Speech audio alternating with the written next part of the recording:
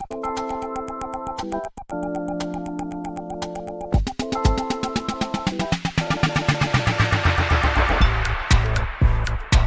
guys, welcome to another episode of the Technology Show, where our experts translate geek into regular speak. How do you feel about mixed reality versus virtual reality? And what are your thoughts? Gadgets or games? And where exactly are you on the battlefield of Windows versus Apple? Stay tuned for our special geek guests. And now, it's over to our techsperts. It's that time. Actually, it's about time, because we didn't do a show last week. We did not. We did not. Welcome back to the Technology Show. Technology, where we translate geek into regular speak. Every week. Not every week. Almost every week. Now it is in New York, 1 a.m, so I can now wish you Happy Independence Day. Thank you. So May the 4th is not going to apply to you, but the 4th can apply to you. Yeah. Not Star Wars Day. Yeah. Dude, so a little bit different this week. We're going to do App of the Week and screens kind of intertwined. Same but different. Twisted together. Sister. So I actually have to start with screens and then come back to App of the Week. Cam's looking at me like, no, I didn't warn him about this, but it's all good. Sound effects can still come wherever you want them, mate. I came across an article that's really scary and probably solves a lot of my problems as well if I can actually do it. It's called the bright blue light effect, and this is not for those people that are worried about the police chasing them, because those are blue and red lights. No. The bright blue light effect, it refers to the fact that our screens, computer screens and screens with a Z, all emit blue light. Now, the study that these guys have been doing, so first of all, the blue light is touch screens, even our fans, displays, phones, tablets, blah, blah, blah. Anything that has a screen, okay? What the blue light does is actually inhibits the production of melatonin.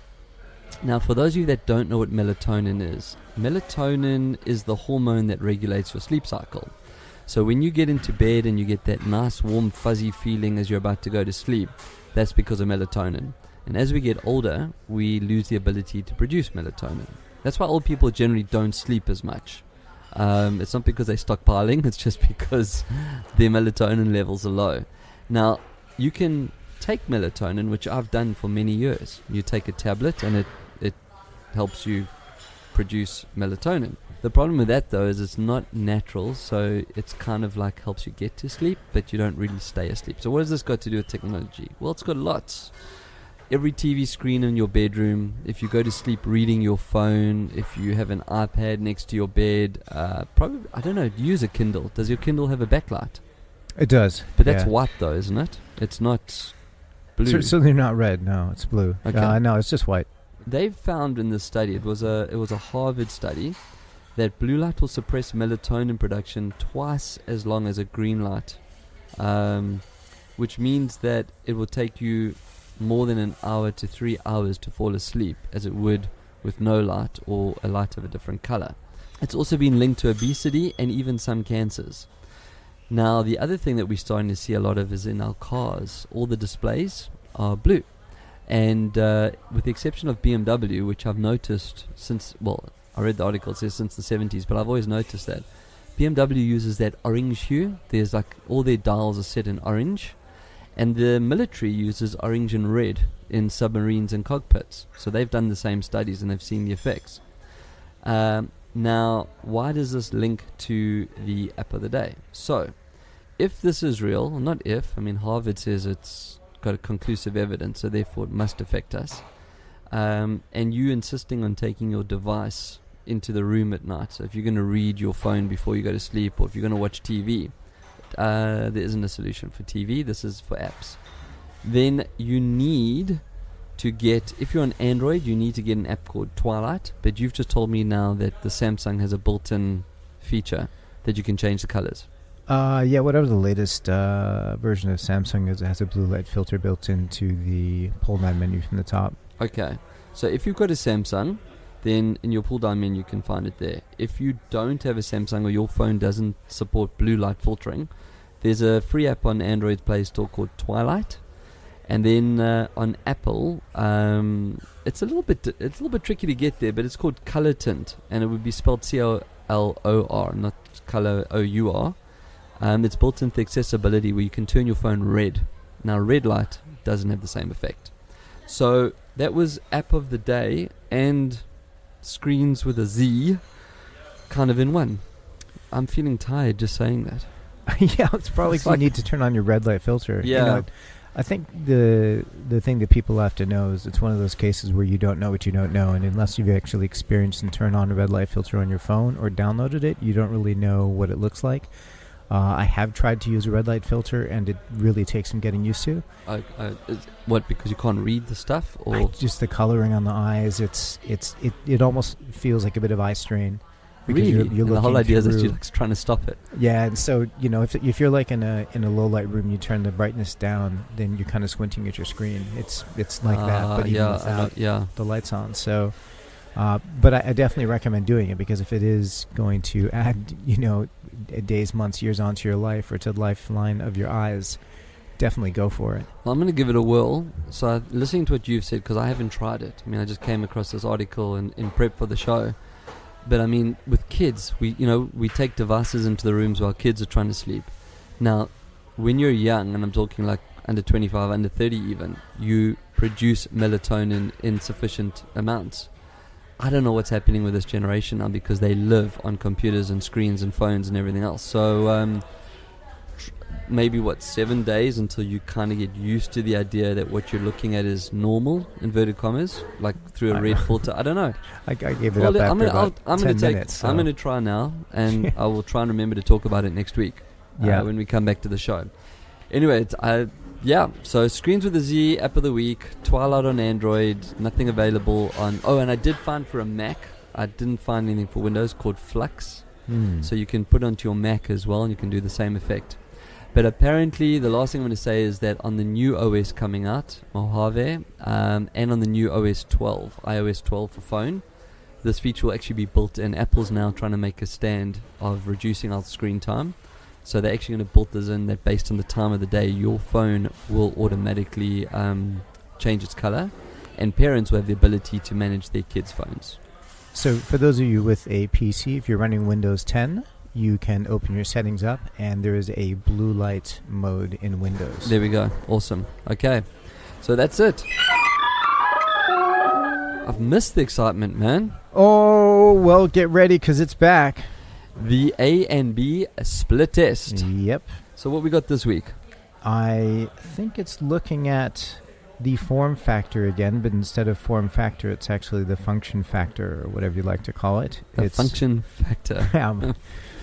Function. I think it's that age-old argument, which isn't that old in terms of age, but it's to native app or to build a web app. I love it. So what are we talking? Mobile web versus mobile app? That's right. Nice. That's right. So you want to kick it off? What's your preference and or experience and or thinking? Thinking.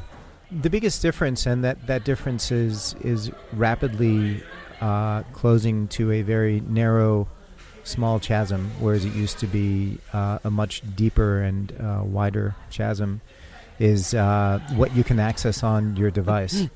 Cam's like, what? Tell Cam what a chasm is. It's not what you're thinking, mate. It's nothing dirty. It's a deep pit. Oh, okay, it is what you're thinking, mate. Like the Grand Canyon. That's a chasm. Yes. And a half. Yes. So in the days of old, could you access the camera on your phone through a browser? No.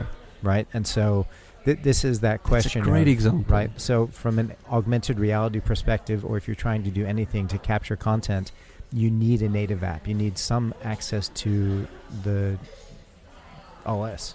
Can we jump in there quickly and explain native as well? Yeah, sure. Because we translate geek into regular speak.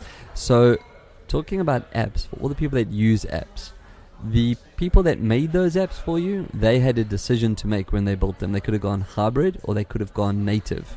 A hybrid app is actually more like a mobile website that lives inside a canister. So it's just been put into a structure or a template that makes it look and feel like an app or can be downloaded from the App Store. So it's a container. A native app is built for Apple and or built for Android. That's why often on the show we talk about the app of the week where it's not available on both platforms because the developer has chosen to build native and build natively for one operating system. Now the reasons you do that is to take advantage of the device. So for example, when the iPhone came out with Touch ID, it needed to have a native app to make Touch ID work because it was part of the operating system. Banks will generally build native apps because of security reasons. And that goes to the discussion of the mobile website versus an app. If you have security issues, if you have login requirements, if it's a site and or tool app that you're going to visit or use frequently, then app makes sense because it's something that will live on your device and you're going to use it regularly, like banking or Uber to get a ride share, weather. If you want to be able to pull the weather, you don't want to go to the Safari, open it up, type in weather, etc., etc. If it's something that's going to be used infrequently, then the argument for a hybrid app, which is a lot cheaper to produce, or mobile web, because you just build your website and it just works on mobile. Yep. Or does it just work, REA? No. Well, it depends. Correct, because there's a reason why it works. Yeah. And what's the reason? I actually don't know. Are you in the chasm? Yeah, I'm stuck. I'm so that's looking up from the Well, I'm clouds. just saying, like, it was responsive web versus normal website. So if you look at a site on a computer and then you look at the same site on a mobile phone, when you turn your phone from portrait to landscape, it responds. It changes size. That's responsive web design, which is pretty much most people design that way now. It's very few and far between you're going to come across a site that isn't. Except for in Australia. Yeah, actually, you're right. I've actually come There's across plenty of quite a lot sites of that terrible are, sites. go on. There's the web version. You're right, actually. The reason you would build for mobile web is one, apps are expensive, and two, if it's going to be something that people are not going to visit frequently, then you can get away. Or equally, if the content changes all the time. So a lot of the TV sites, they use hybrid apps because they're using websites. They're pulling in data from the web. So let's summarize and let's wrap it up. Mobile app versus mobile web. App, security, and frequency. Yeah? And access to the functionality on the phone. And you the can't functionality of the access through phone. browser. Correct. Like augmented reality and what would be another one that you couldn't access from a...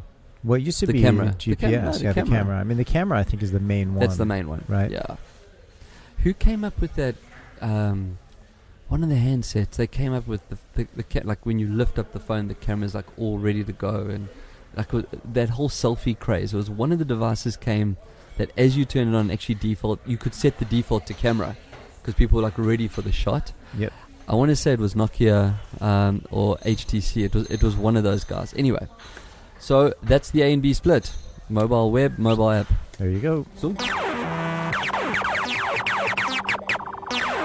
Time for XR, and it's not X-rated. Unless you're talking about chasms. Right. Like the Grand Canyon. That's what the young girl said to the sailor. Yeah. Right. So, where are we going first? AR or VR? I will kick it off with a bit of AR news. Okay. PayPal.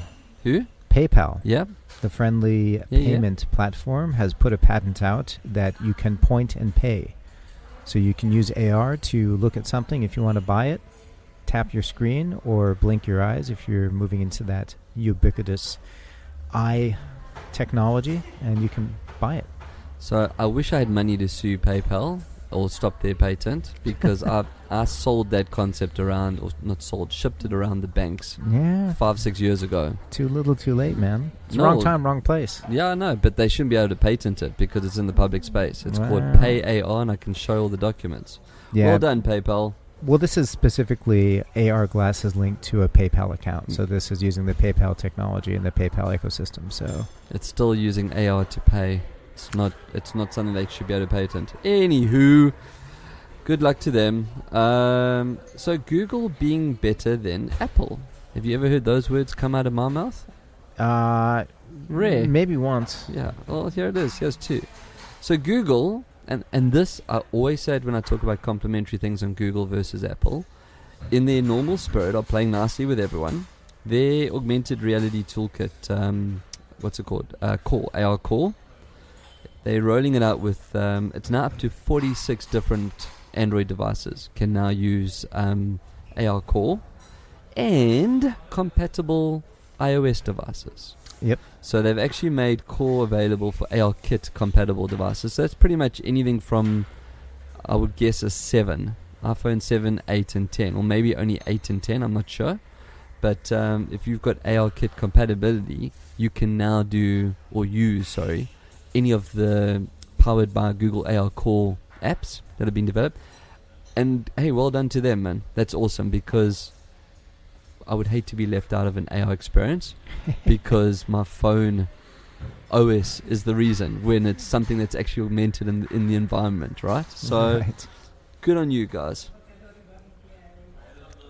What do you got? I don't have any of the AR stuff. I do. Go for it. Right, I'm going to stay then with AR. Well, obviously I just said that. Snapchat. So we've often spoken about Snapchat with their filters and their AR type thing, and they should stick with where they're strong.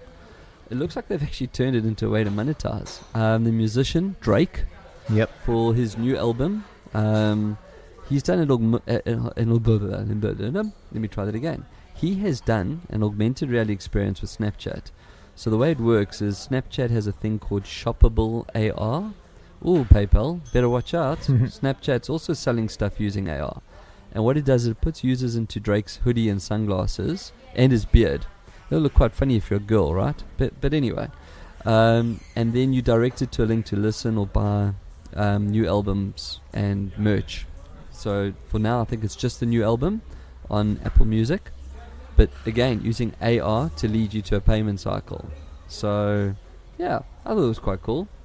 And then I have one more on AR. Take it away. It's called clickable paper. Now, you and me and anyone else in the industry calls it augmented reality. But Ricoh have decided to release a thing called clickable paper. And it's designed for textbooks. So the textbook is now being enhanced with AR features. And according to Ricoh, is that how you pronounce it? Ricoh. Ricoh, right. yeah. It is Ricoh, hey? Instead of having to print barcodes or put in little things, just by aiming your phone at the text and what they call hotspots, you'll be able to unlock content. Now, I remember that just being a trigger or a marker, right? Because you can use text as a trigger or marker. So they've just spun up another name for augmented reality, and they're calling it clickable paper. What is interesting, though, is there's a report by a company called TechKnowledgy, and they reckon that the global AR education market will be worth $8 billion by 2021. 3 years. Now, yeah. what is it that AR is going to do in the education market that it isn't already doing or should already be doing, right? That makes it educational and then puts a price tag on it. I don't see how Google Lens doesn't replace that. No, I'm having a go at this. I'm not complimenting it. I'm like, we spoke about Google Lens week before last. It's already kind of there and doing that. And as soon as Google Lens becomes available on iOS, then you've got basically the game over. So whatever they're trying, I don't know what they're trying to do here. Look, but, I think where it's clever is Ricoh is generally a printing and photographic company, so they're adding another layer, and there'll be lots of people out there that don't know enough about AR and the tech that's out there that will then deploy it, right? I'm assuming their model will be every time someone scans an image or clicks an image, they're going to clip a ticket somewhere, and maybe it's a CPM model, I don't know, but it's not new. It's just using something that exists and giving it another name. But it's going into textbooks, kids are apparently using it, so well done to them. Fantastic. Moving swiftly along to virtual reality. I'm going to jump in there. I think there's a lot of different stuff happening. We've complained about content. Not complained. We've commented that content is the issue. And so, that function versus fashion argument, or entertainment versus usability. Planned Parenthood is creating VR experiences to assist with sexual education. And is it the graphic side of it, of birth, or is it the 2:00 in the morning it wakes you up and you have to go and feed? It's actually giving a first-hand look at the struggles women experience when entering health centers to receive an abortion and the challenges they get being pushed back. Okay, so that's got nothing to do with what I was thinking straight. You remember, I think it was in the American schools, you had to carry around a doll, and it would cry, and you couldn't just put it down. It was to kind of remind young girls that you really don't want to get pregnant. Yeah, no, this is quite poignant, and the experience is called Across the Line, and the reason why is, Planned Parenthood may be history very soon because of the things that are being done in the U.S. So that's it's unfortunate the changes that are happening over there. But yeah, it's good to at least to prepare them for that. Sure. In a similar light, VR childbirth is now a thing. There's a Nordic insurance firm that has created Birthable reality. Birthable reality. Birthable. Yeah. Jeez. The insurance company Genzig Insurance. We'll spell this out. I'll tag it up. Yeah, but it's just helping parents prepare for birth by showing them exactly what to expect. So that's probably the one you're looking for with the Planned Parenthood. But why would an Okay, so we need to unpack this more. Why would an insurance company? Is this because they don't want to incur are they a health insurance or their life insurance? They're going to show you what you need to plan for in the sense of once a kid's born and the fees that you're going to have to pay and you need to invest. I'd actually like to know more on this. Is there more info on this story? Because I don't see where an insurance company why fits they would into do it. That. Virtual reality. Here's the thing. Here's an insurance company. Give me money for helping you when you need it. Let me give you something to help you and build that relationship so that we are there and we're there when you need it. So, it's going a step deeper. The nice side of... Is it actually childbirth? Is that what it said? Or is it child rearing? Childbirth. So it's full 360 VR. Holy crap. 360 video footage. Wow. Okay, so mine's not as exciting as that. We mentioned the BBC's World Soccer VR app a couple of weeks ago. We did. It would have been 2 weeks ago because we didn't do a show last week. And just to report back on it, so it's been downloaded more than 325,000 times. Now, non-VR viewing of the World Cup has passed the 40 million live and on-demand mark. So 325,000 out of 40 million doesn't sound like a significant number. But remember, you need to have a VR rig or VR headset or something to be able to watch VR. Yeah. So, 325,000 people that watch soccer downloaded the app. Now, the whole idea behind the app, just to refresh, was not to watch the soccer in virtual reality from the sense of being on the field.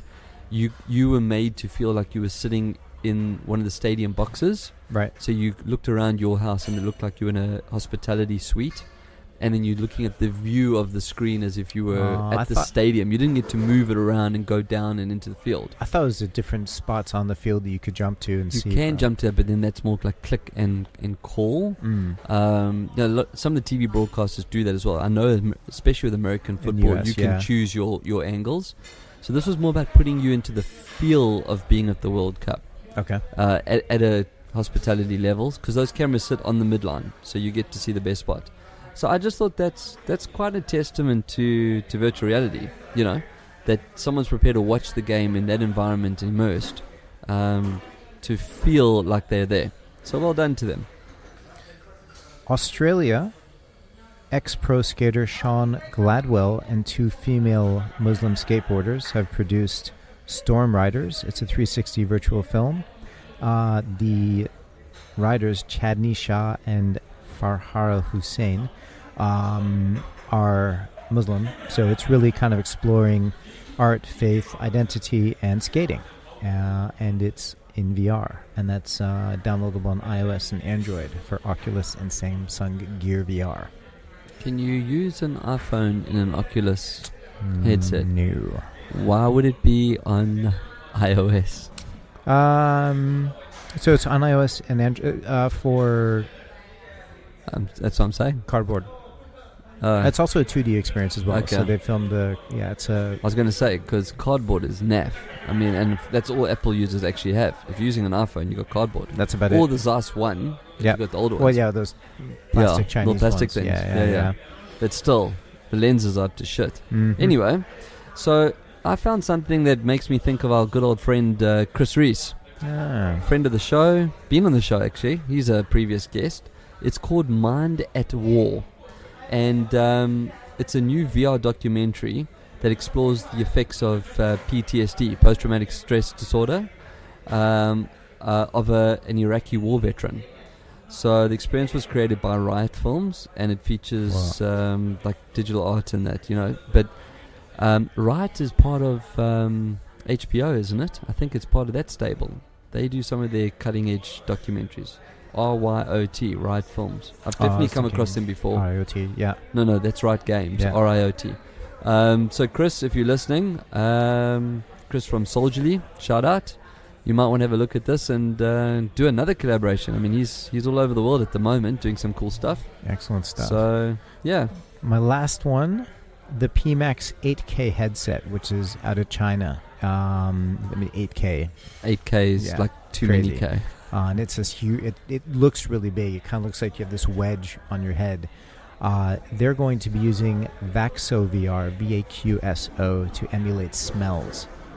So you've got smell cartridges that are underneath your eyes and underneath your nose. It has a small fan that will then emit a mix of the smells and blow into your face. It had some as smells opposed to blowing somewhere else, right? I mean, no. But it's it is be interesting to see how it is. I hope people don't. Already the potential to get sick is there. I don't like it. But I really don't like it. Some of the smells were ramen smell and umami, which is kind of this pleasant non-taste smell. So I'm going to take back my statement. Now I'm thinking about it. Okay, if you walk down Chinatown in any country in the world, the smell is the same, and I'm saying that fact because I've done it, and I know you've done it 100 times as well.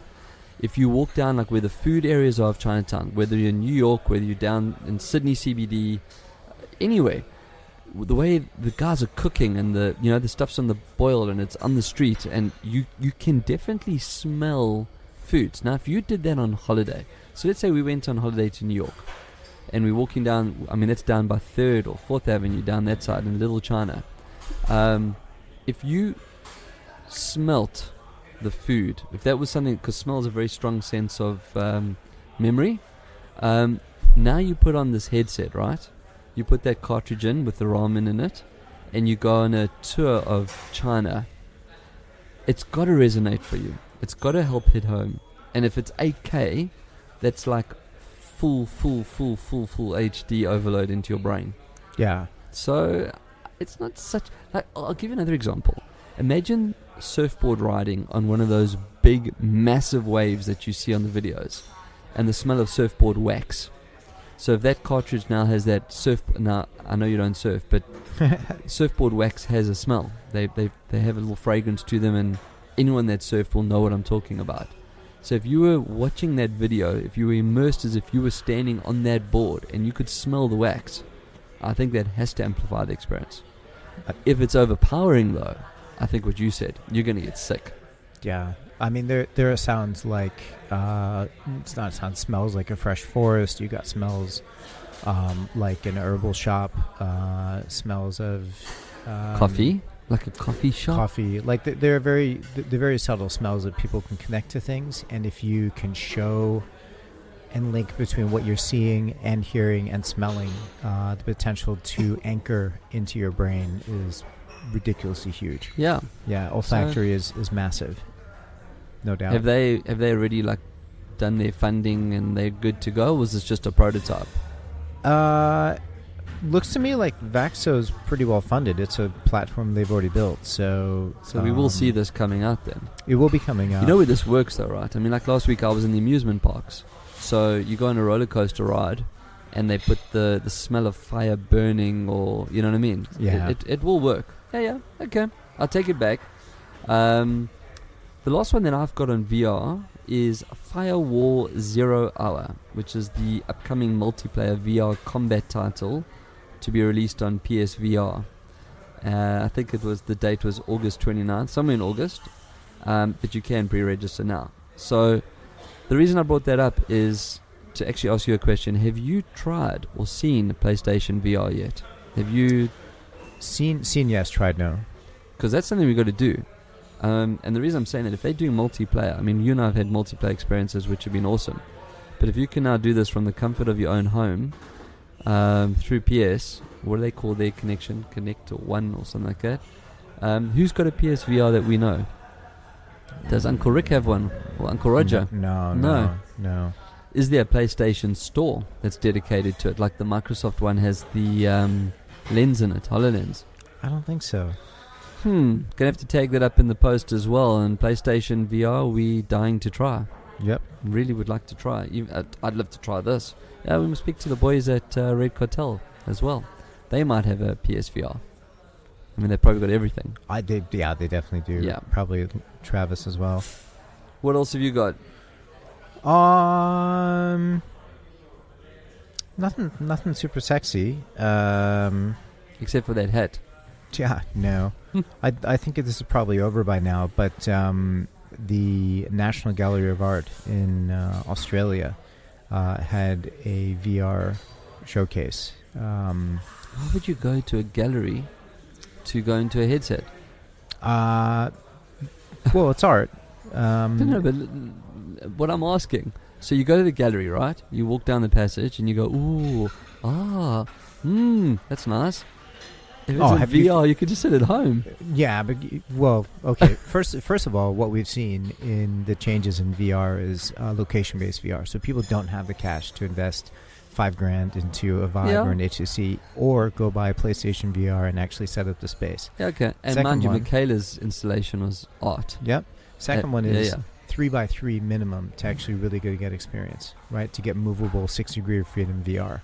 So the gaming that we've seen, whether it's single player or multiplayer, people are charging, making money, and people are loving it to be able to go and have that VR experience, go to the arcade, take their kids, do it once, come back, return, do a new experience. And so the first full Chinese VR, theme park launched last week. Yeah, massive theme park, and this is I'm actually disappointed about that. They had a roller coaster ride at Movie World with VR, and it was off the day that I was there, and it was like the one thing I wanted to try. Yeah, so this is definitely happening now. To express art in any way, shape, or form, whether it be even a blank wall, I mean, that's the artist's prerogative. That's what they're doing. It's communication, right? Yeah. So this is a mix between sort of like a comic book and an acid trip. And so you put the VR experience on and you go into this world and do something. I haven't seen it. No, but I've also got to assume, I mean, they're only going to have 1, 2, maybe 4 headsets. This goes back to that instant gratification block, like you stand in a queue. And there's a great example. So I went to the theme parks out of season. Barely any queues. If I waited 10 minutes for a ride, it was a lot. Now you go to an art exhibition and there's 4 headsets you got to wait. This is like where I'm still battling with the tech, though, is what I'm saying. I don't know the last time you were at an art museum, but they're not that crowded. No. No. Unless they're getting tons of people in there, like 4 headsets would be more than enough to service them. But take Michaela's experience that she did with the light and the sound. That's augmented, right? It wasn't virtual. You didn't put a headset on. But you could go through and you could touch it and you could feel and sounds happen by moving your hands and so on, with the violins and all that. So you can go through the experience without hindrance, is what I'm saying. With Vivid, the light festival that we had, there were lots of little exhibitions where you could touch stuff, or you turned a button and the light came on, and I don't know, it was interactive. Yeah. Down at the Rocks there was a Kinect, the good old Xbox Kinect, and you moved and your image was projected on the wall as balls, and it was cool. The waiting time wasn't big, and there were thousands of people going through Vivid. Yeah, I'm just like, gotta put it on. Anyway, good luck to them. Is that the end of XR? That's it for me, man. Junk done.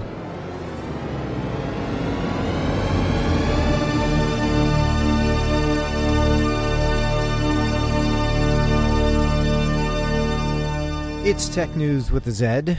Tech News, no, we can say Z today. It's the 4th of July. It is now it's American Day. We can even spell badly. So, yeah. Tech News with a Z. All right. So, I'm just going to start with a moan because then I can end well. The NBN still sucks, and that's not just my opinion. 958 Aussies were interviewed, and according to the survey, and predominantly in Victoria, I might add, most would want to switch back to non-NBN if they could. In fact, 40% wished it was possible to switch back from NBN. Then New South Wales at 38% and Queensland at 30%. Go the Blues. Let's make it 3 from 3 this weekend. Anyway, so yeah, NBN, you suck. Sorry, but it's everyone seems to say so. Well, 958 people interviewed. That's all right. So, for the 4th of July, Travis Air Force Base in the United States is working with Intel. They'll have 500 drones that will be flying around doing the light show as opposed to fireworks. Oh, that's cool. Yeah. They're the same guys that did the Olympics one, wasn't it? That was Intel behind that, wasn't the it? One that didn't actually happen. Well, it actually didn't happen. Yeah, that one. Yeah. But no, this looks pretty cool. And it, seeing... If you've ever seen racing drones, you know that they actually do fly very fast, and they are incredibly versatile. So if you had, the drivers, the question is, I don't know if it's AI or if it's a mix of AI and human drivers. I think it's both. Yeah. But I'd love to actually have a look at that. So that I'm sure we'll see that on YouTube, though. Yeah, sure, definitely. I mean, that's still a long way off, though. I mean, it's like early hours of the morning. They'll be tonight, right? Yeah. You know what I like about that, though, as well, is it's almost, I want to say it's green, but it's definitely greener than pyrotechnics. Setting off fires and having the stuff go bang. Yep. It's definitely more friendly for animals. There's no big loud bangs, so the dogs don't get scared. So good luck to, not good luck to them, but it will be good luck to them by the time we've recorded the show. That still wouldn't have happened. I'm going to stay with drones. General Electric wants to be the traffic cop for drones. So for those of you that don't know who General Electric is, they're the guys that brought us that little thing called the bulb and the toaster oven. Jet engines, I think, are GE as well, if I'm not mistaken. It's either Rolls-Royce or GE that vie for the big hunk of spinning stuff outside of a Boeing and the Dreamliners. The venture they've called AirXOS, and they've created it over a year and a half ago in stealth mode, and they're trying to solve the problems created by explosion of drones that we've seen in recent years. So AirXOS is supposed to help the government agencies and the private companies navigate the safety challenges posed by autonomous vehicles in already crowded skies. That's their statement. Now, I'm so for this because we're not allowed to fly drones. You're not allowed to fly drones near people. You're not allowed to take them out unless the park is empty. You can't fly it commercially unless you get a permit. And then we try to get a permit. Remember that campaign we wanted to do? Yeah. You can't fly them indoors. You basically can't. Whatever you want to do with drones, the answer is no. And then I'll ask the question. So I really, really hope these guys get it off. The question, though, do they become a monopoly? Do they become like Big Brother and air traffic control for the world? Are there going to be requirements to clear everything we want to do through them? I don't know what's entailed in AirXOS, but the fact that they've realized there's a problem and they've put something in place to hopefully solve it, I'll give them the benefit of the doubt. In San Francisco, as you would expect to see, there's a company called Creator. And Creator is a culinary robotics company. They have built a robot that basically makes burgers from start to finish within 5 minutes, from grinding the beef all the way through to toasting the bun and serving the burger. Does it look cute while it does it, or is it just like heavy machinery? It looks like... is it like what you'd expect a robot to look like? Funny plastic body, long arms, and... No. No, that looks like a machine. It looks like a machine. It looks like a clean-up version of what you'd find in a factory. However... so it's fast food made for you by a machine? It is $6 for the perfect burger, and it takes 5 minutes. So that issue of waiting in line and taking a long time, they kind of solved that. Can you pre-order it? So you're approaching and you send a text and it spits out your burger? Does it come with your name badly spelt like Starbucks does? That I highly doubt it. I think right now it's much more of a show stunt. It's like a chasm. But it is cool because it does... and is it spelt like one of these new hippie ways? No, K-R-8? C-R-E-A-T-O-R. Very simple. Yep. But it is really cool because it's 20 computers, 350 sensors, and 50 actuators that form the robotic assembly line. That is cool. How much space does it take up? Does it show you? I mean, did you see in the article, like, or does it say it replaces like a Mickey D's, or it's, you know? It doesn't. It's just kind of a picture of the. I mean, we'll include the link in the subtext. I'm just looking at it, like, trying to describe to the listeners. So it actually looks like a kitchen. It's just. So the payment, you see, I'm more interested in the payment and the ordering system. It's going to be like an iPad, or you get an app, and can you customize it? Will that mess with the robot's brain? So I want my meat well done. Absolutely. I don't want it like pink. Yeah, absolutely. Yeah, and that'll be cool. Customize what goes on it and everything like that. Yeah, totally. Very cool. Yeah, I'd actually love to try that, just because, well, we love burgers, and we love tech, and, well, you don't need an excuse, right? No. Okay. I'd try in a sec. So, in a sec, a company called TRIS, TRIS, are going to do the first ever RKO. No, that's not RCO spelt wrong. It stands for the world's first initial keyword offering. Oh, Jesus. I knew you were going to say that. That's why I brought it up. So, TRIS is the browser of the future. How was my voice there? The browser of the future.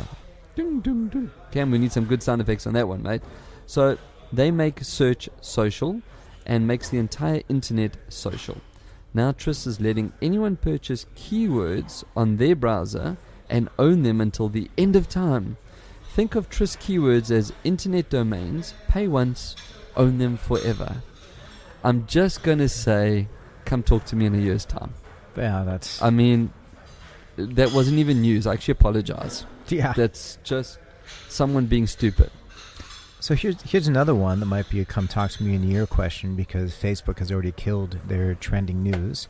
Facebook subscription groups could change everything about our social networking.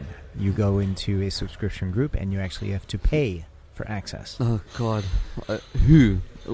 How? Where? Yeah. Just unpack that. So Facebook's free. Facebook is free. Correct. You can set up a group. Yep.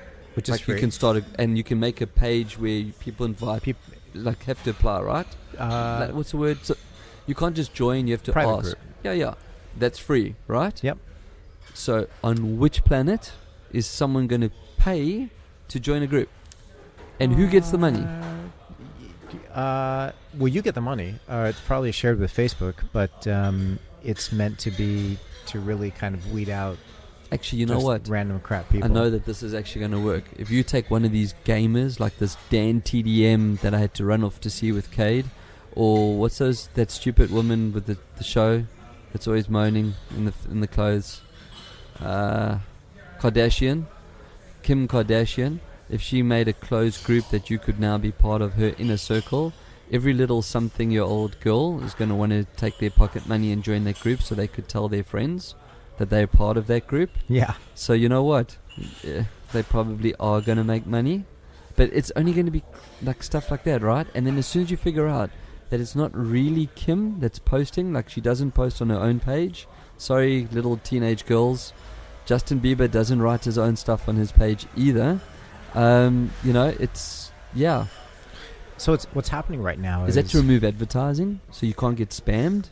No, you're still going to get advertising. So where's the upside? What's happening now is there are people that are charging for access to groups, and it's using a convoluted way. So you're actually setting up a PayPal account, and then once you actually receive the money, then they'll give access, and then they'll deny access if payment doesn't come through the PayPal account or a Square account. So it's they're there, and so Facebook is supposedly trying to make this an easier experience. So instead of going the dodge way around. Exactly, and to get a cut out of it as well, obviously. So, Facebook as a publishing platform. So here's my question. I'm all for a paid platform. I mean, like, if you take a newspaper, like any publisher, and you want to subscribe to the newspaper, you pay, okay? Why give your money to Facebook?